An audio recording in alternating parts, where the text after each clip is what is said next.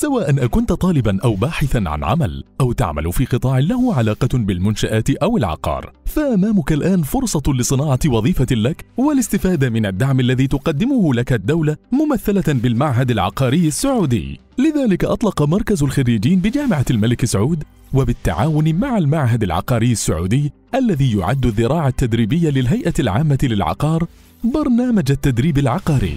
فرص مثمرة. يطرح هذا البرنامج 4 دورات مختلفة يمكنك حضور أي منها أو جميعها، وهذه الدورات هي: إدارة المرافق، الوساطة العقارية، اتحاد الملاك، والتسويق العقاري.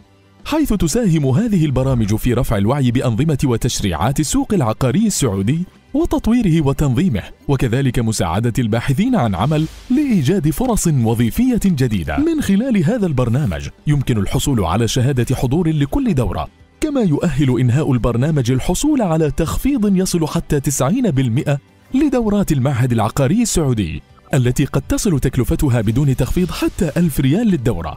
سارع بالتسجيل قبل فوات الفرصة.